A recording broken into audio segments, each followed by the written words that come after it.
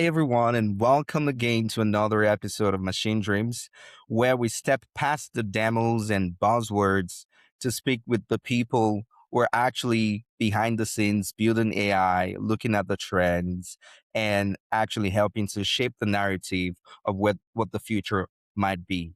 I am Kolawole Samuel Adebayo. I'm a technology analyst covering AI, cybersecurity, and enterprise technology. And as always, I'm joined by my co-host. Hi, everyone. I'm Leah Stern, Global Communications Strategist and Venture Capitalist. Hey, Sam. How you doing? How you doing, Leah? I'm very well.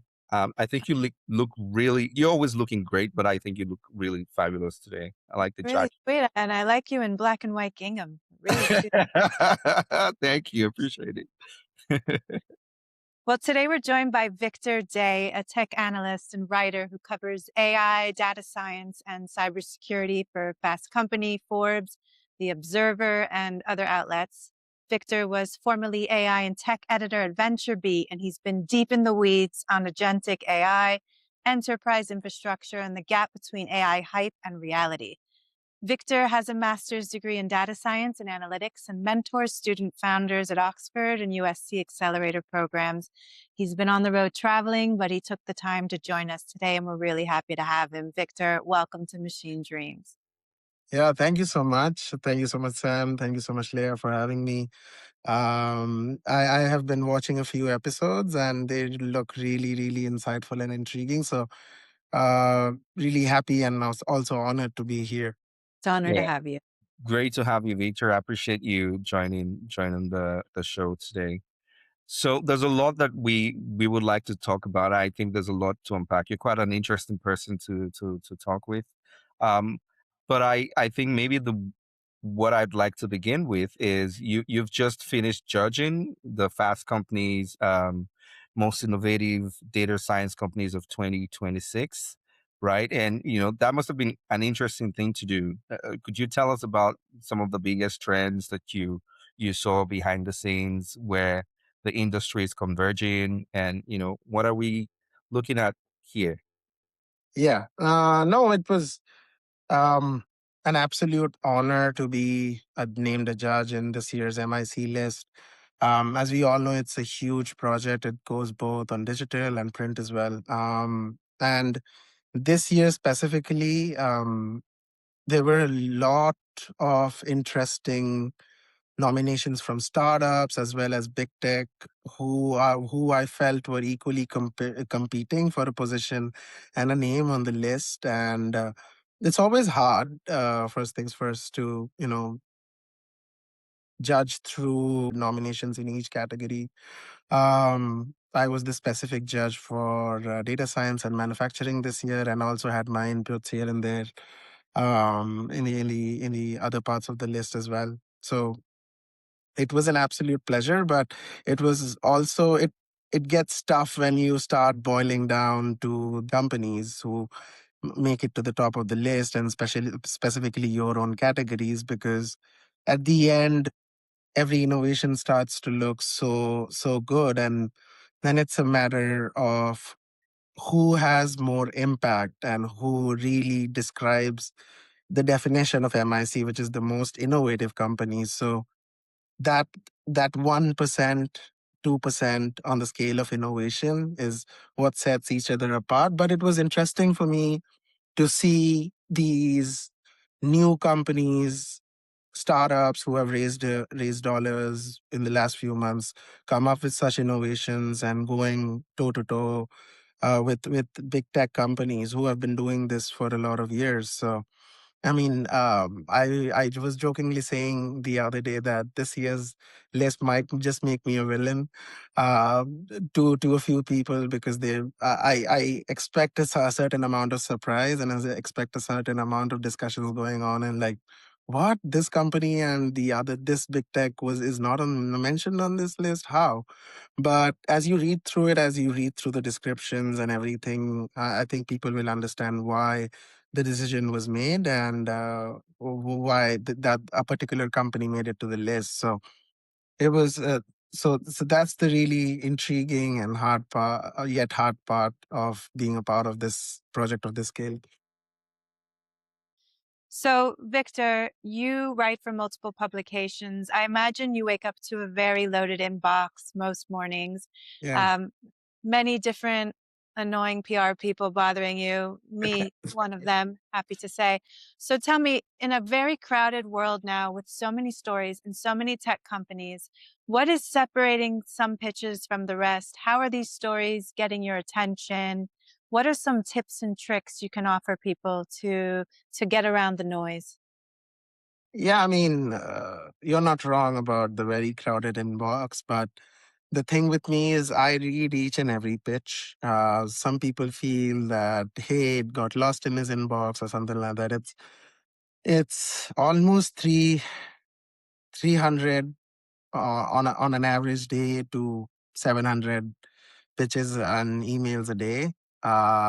So it is a bit tough to sift through the noise as I'm traveling and sometimes working as well on stories. But by the end of the day, I make sure to read each and everything. I think a few things that get my eyes is, of course, like the email subject, right? Like I think most people do not show any creativity in that. Like you might have a great subject, but if your email subject doesn't catch the eye, then it's all a waste. So but on the other end, there are a few PR companies who do their research on what I'm covering and who just write exactly what is required in the subject itself, that it gives you an idea before opening and makes you intrigued to open the particular email.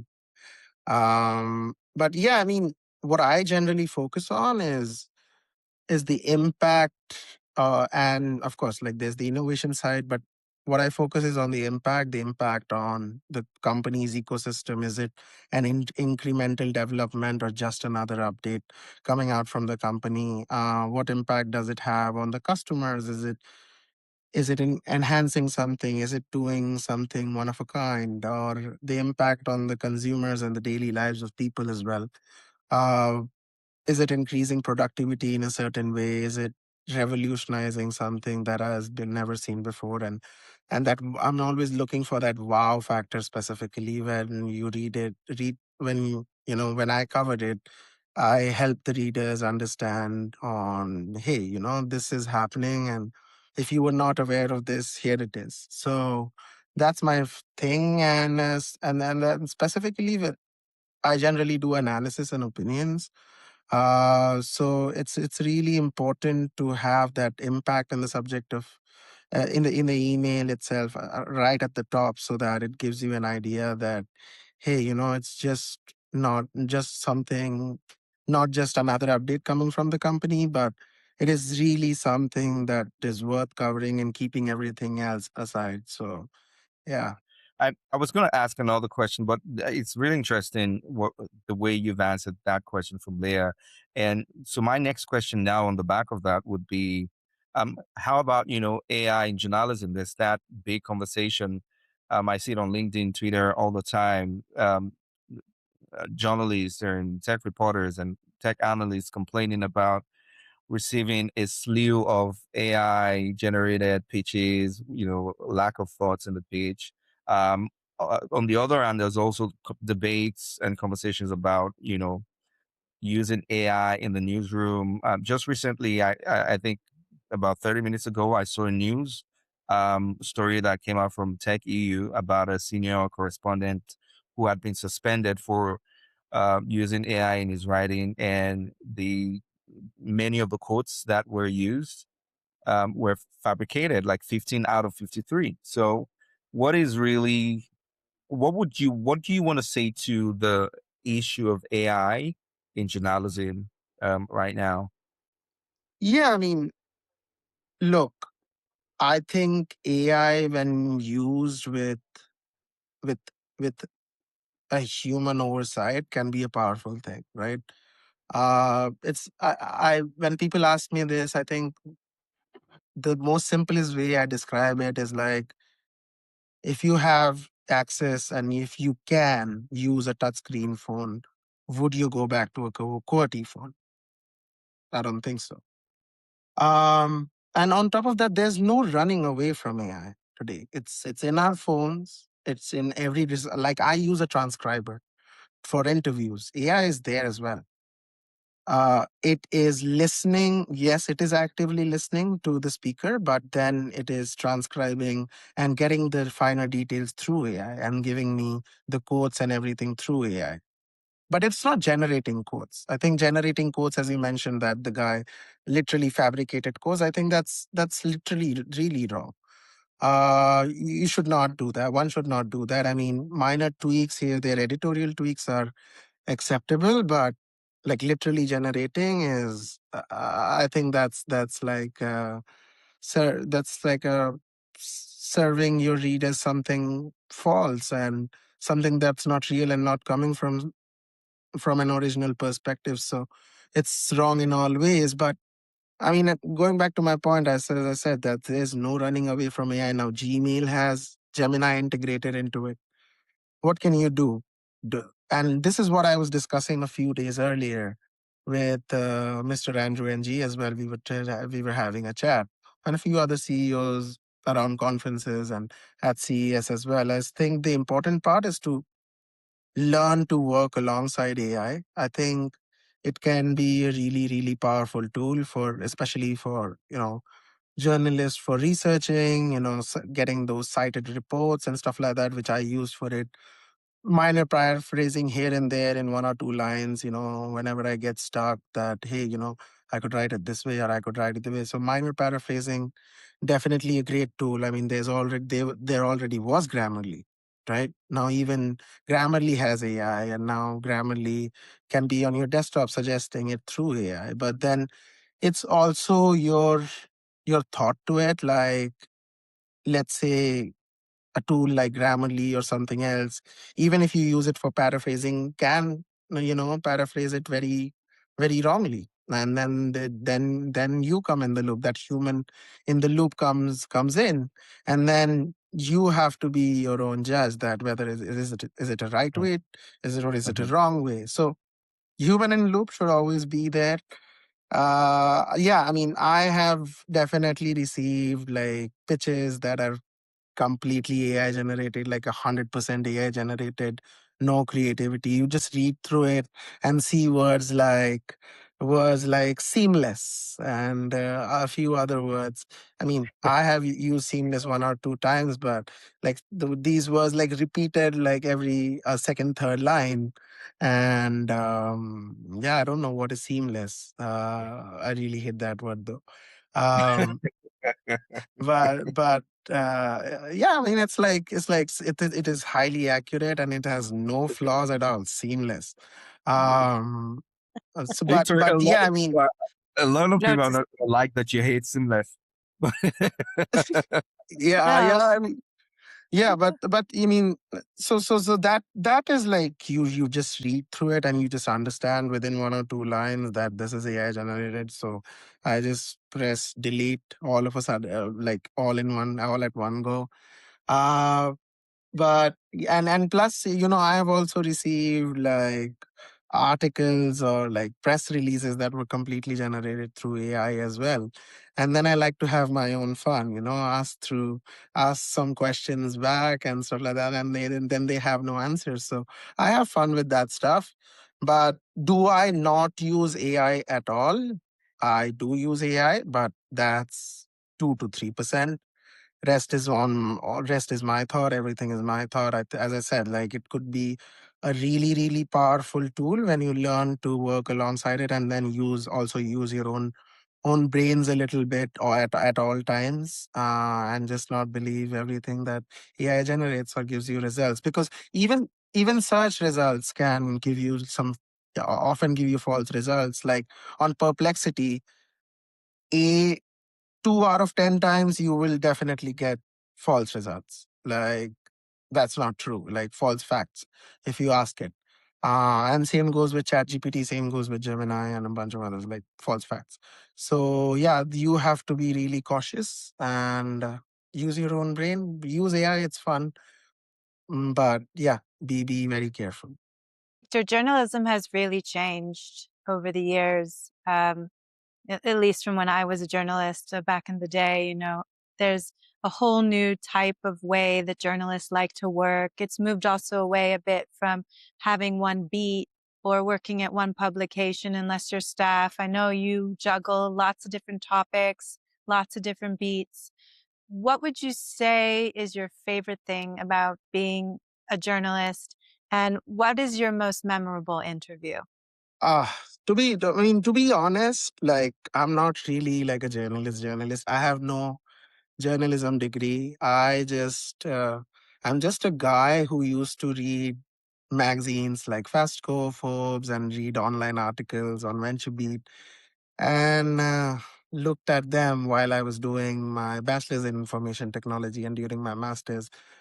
Looked at that stuff where it talked about everything technology and AI, and just thought that I think they're missing something. And sometimes in some articles that I read online, it really felt fit from other platforms. It really felt like I don't think the writer knows really what he's talking about.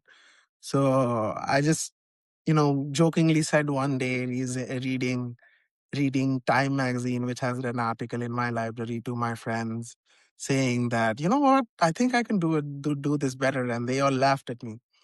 How about now, boys? But but yeah, I mean that's how I started. I just wanted to fill that gap that not a lot of technology journalists really know how technology works behind the scenes. And I come from a background where I worked as an AI researcher, worked on AI models, worked on projects and stuff like that. So I really had my understanding, and I had a knack for writing. I always used to write since I was, in the 10th grade, and post it on Medium and stuff like that. But it was not that great. And slowly, when I got this opportunity alongside coding to write for a platform, and then I learned the tricks of the trade, learned the AP style and this style and Chicago style, and in Dubai sat in a room and tried to write in 50 different angles, cover a story. So I'm a self-learned writer, I would say, not a tech journalist at all, but along the way got some really great opportunities from great publications and learned my way through. Um, so I mean, that's the thing with me, and that's the gap that I always wanted to fill, right? Like really giving you a grounded perspective and a grounded analysis on what's happening within the ecosystem. And I think that's where people and all these CEOs and stuff who talk to me accepted me as well. um so it's been a great journey so far. Talking about my favorite interview, I don't think I should name one. I think people would get offended, and I visit conferences often, so people will definitely come and hunt me. So I would like to avoid that question. But I mean, there's been several opportunities to learn from the best, and I can definitely talk about, like, not like, wouldn't like really grade it as favorite, but a really interesting recent discussion was with SAP CEO Christian Klein and his perspective on the SaaS apocalypse. Everyone was covering the SaaS apocalypse stories, and I was like, I don't think this is the right time. I think there's something to this story that we really don't know.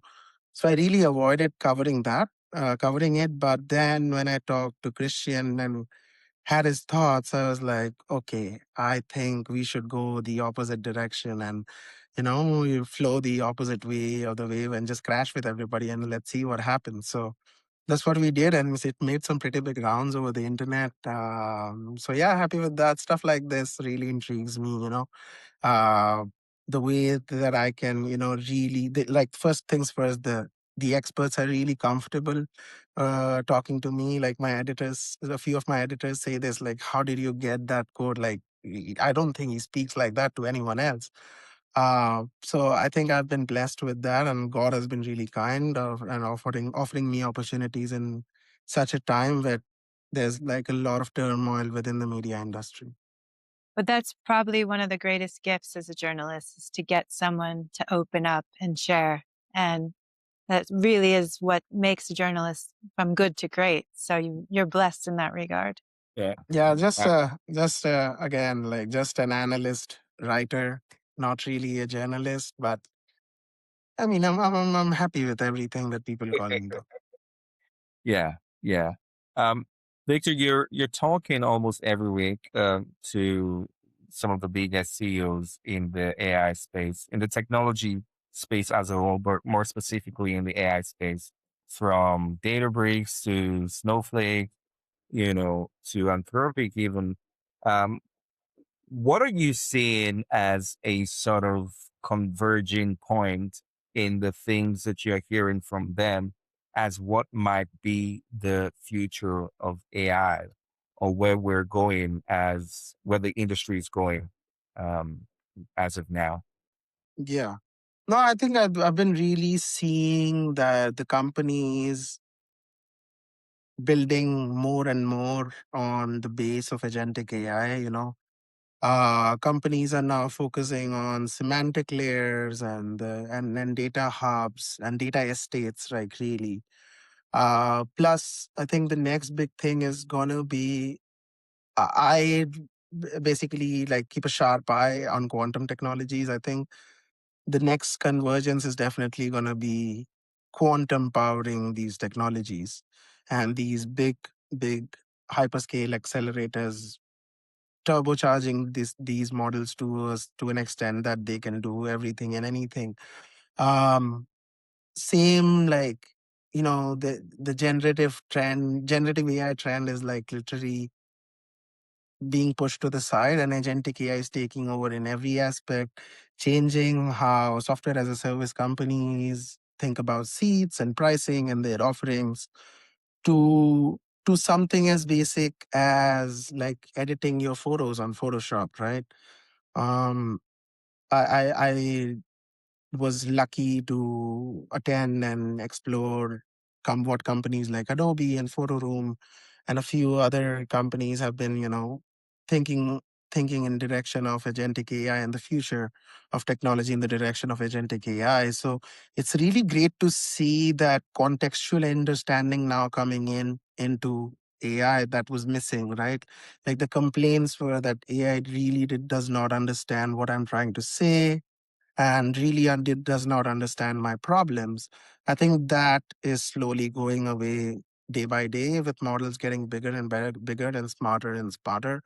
And the architectures are changing as well, like different agents, like task specific agents handling everything and then converging for a particular output.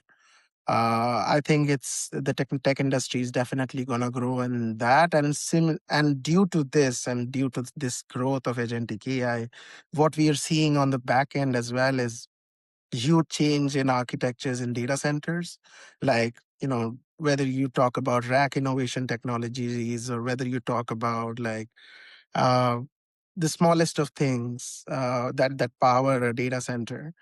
I think innovation is happening there as well to keep up with this scale of development because every other week there's a new model these days, and it's more than you can chew. So yeah, I think overall, like with the innovation going on one side, also is powering and making sure and literally like making you obliged to keep in pace all of the backend technologies as well to keep in pace with what's coming ahead. And I think we should definitely see what I've seen from a few big tech company behind the scenes. I can't reveal literally uh, because of ND agreements and few stuff like that. But I think there is gonna be a future where it might just be impossible to live without AI. And with the last question to you, Victor, what stories are you chasing right now at the moment? What are you working on? What are we not paying enough attention to that we should be keeping an eye on? Well, as I said, like my beat is everything AI, quantum, and next gen technologies. So I think I'm definitely keeping an eye on agentic and the future of innovations. Like I did some stuff this morning, like agentic AI now coming into devices such as something as basic as a printer, right? And stuff like that. So really these things that we overlook on a daily basis, right? Something as like you ordered a pizza, that delivery box that in which your pizza came in, that its art was AI generated or AI helped somewhere, create that art and the whole art structure of the box. So what I'm chasing right now is definitely like to make people aware and make sure of the behind the scenes happening of everyday lives and everyday technologies, things that we overlook on a daily basis, that might be powered by AI, plus what is next for the future, what is next for the ecosystem. And my audience is a mix of C-suite and the general readers as well. So helping C-suites make better decisions on products, on their competitors, helping them keep AI, shaking a few stocks here and there as well, and helping the general readers and the consumers of the technology to understand what they're using and uh, should they trust this company or not. So yeah, it's an exciting time to cover AI, and yeah, it's not stopping anytime soon. So yeah, it's really excited, and I do have a few things planned coming up this year. So working on those as in parallel, a few projects, like few personal projects. So I would say keep an eye, and yeah, really excited to see what comes along throughout the year. So there we go. Victor says keep an eye. So you'll do well to keep an eye. Victor, thank you so much. Actually, quite excellent. Thanks for pulling the curtains on how things work in the ecosystem and giving a reality check on some other stuff that some people might not have had any ideas about. So thank you. Thank you so much. I really appreciate you. Thank you so much for having me.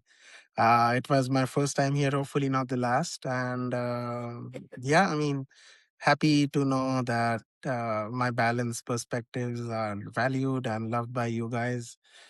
So thank you so much once again for having me. And yeah, talk again soon. Thank you, Victor. We'll be keeping an eye out for your book to be published soon, maybe. And we really value your insight. And we appreciate you taking the time from your busy schedule to share some insights with us. So thanks so much. Yeah. Thank you so much once again for having me. And thank you to everyone listening. If this conversation was valuable, please share it and subscribe. We've got more honest conversations about AI coming your way. This is Machine Dreams. We'll see you next time.